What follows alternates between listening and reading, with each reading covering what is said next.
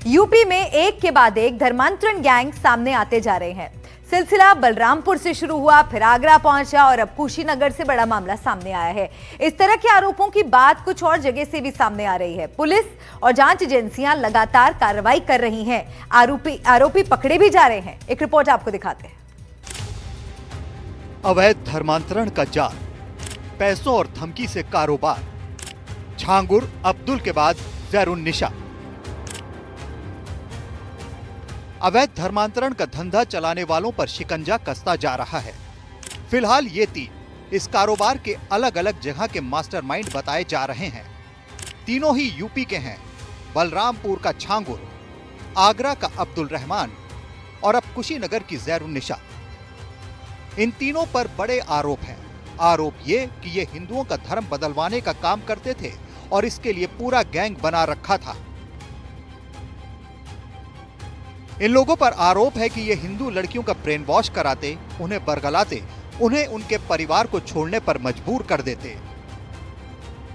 उत्तर प्रदेश में धर्मांतरण से जुड़े अब तक एक नहीं, दो नहीं, बल्कि कुल 4 मामले सामने आए हैं। पहला मामला नेपाल से सटे बलरामपुर जिले में था, जहां छांगुर गैंग का खुलासा हुआ। इस मामले में छांगुर नीतू, नवीन, सोहराब, शहाबुद्दीन, राशिद और महबूब नाम के कुल 7 आरोपियों को गिरफ्तार किया गया। इसके बाद आगरा पुलिस ने भी एक मामला दर्ज किया और इस मामले में जब खुलासा हुआ तो पता चला कि ये भी धर्मांतरण के गैंग में लगा हुआ था और आगरा में धर्मांतरण से जुड़े जो मामले हैं उनको लेकर अब तक कुल 14 गिरफ्तारियां आगरा पुलिस ने की हैं। तीसरा मामला कुशीनगर जिले का था, जहां पर 3 लड़कियों की गुमशुदगी की रिपोर्ट पुलिस को मिली थी और जांच में पता चला कि एक महिला एक गैंग चला रही थी जिसमें उसके सहयोगी लड़कियों को टारगेट करते थे। इसके बाद एक और आरोप लगा सिद्धार्थनगर जिले में, जहां इटवा में एक इंटर कॉलेज के मैनेजर पर आरोप लगा कि उसने अपने ही एक स्टाफ का गलत तरीके से धर्मांतरण कराया था। ये 4 मामले थे और इन 4 मामलों में जो छांगुर का मामला है, इससे जुड़ा एक मामला गाजियाबाद और मेरठ का था, जिसमें मेरठ में रहते हुए एक पुलिस अधिकारी ने आरोप लगने के बाद भी आरोपी की मदद की, आरोप लगाने वाले की नहीं। वो वर्तमान में गाजियाबाद में तैनात था और उसको भी सस्पेंड कर दिया गया है। धर्मांतरण की इस अवैध ट्रायंगल में और कितने लोग जुड़े हैं, कितने देशों तक इनके तार जुड़े हैं, कितने पैसे का लेन देन हुआ है, कितनी अवैध प्रॉपर्टी इन लोगों ने जमा की है और कितने लोग इनका शिकार हुए हैं, इसकी जांच जारी है। माना जा रहा है कि आने वाले कुछ दिनों में और बड़े खुलासे हो सकते हैं। Bureau report, NDTV India.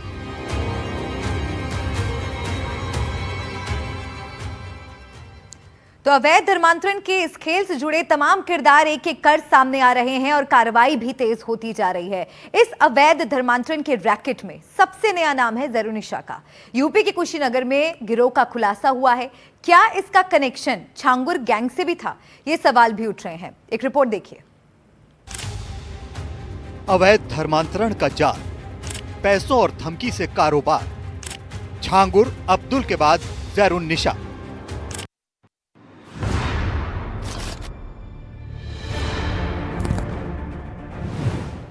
शिकंजे में लेडी छांगुर,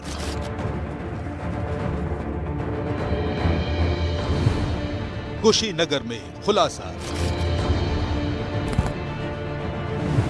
छांगुर की तरह कराती थी धर्मांतरण। यूपी पुलिस ने बलरामपुर और आगरा के बाद एक और धर्मांतरण गिरोह का खुलासा किया है।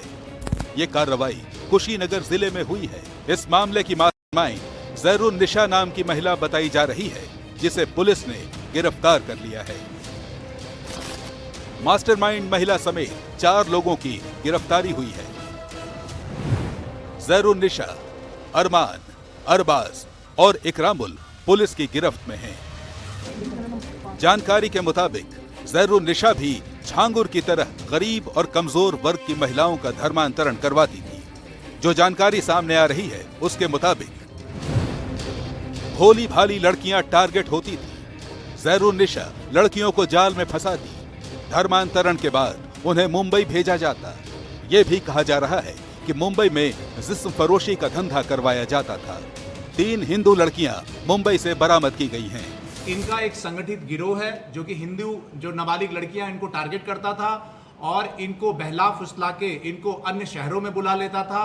इनका धर्म परिवर्तन कराता था और साथ ही दुष्कर्म भी करता था, और साथ ही ये बात प्रकाश में आई है कि इनको अनैतिक कृत्यों में भी ढकेलता था। थाना रामकोला क्षेत्र में लव जिहाद और धर्म परिवर्तन कराने वाले हिंदू नाबालिग लड़कियों का ये गैंग पकड़ के और इसमें 4 लोगों की गिरफ्तारी की गई है। खबरों के मुताबिक धर्म परिवर्तन के बाद लड़कियों का यौन शोषण किया गया। इसके बाद उन्हें जबरन देह व्यापार के धंधे में उतारा गया।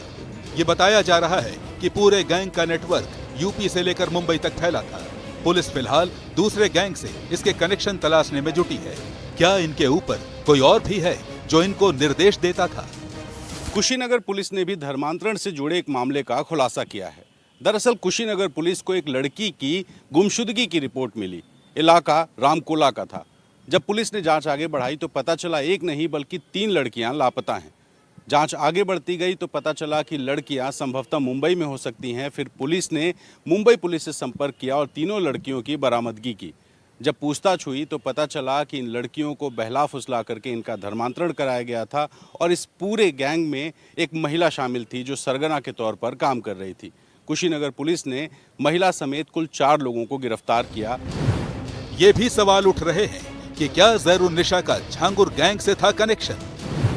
क्या नेपाल से था कोई कनेक्शन?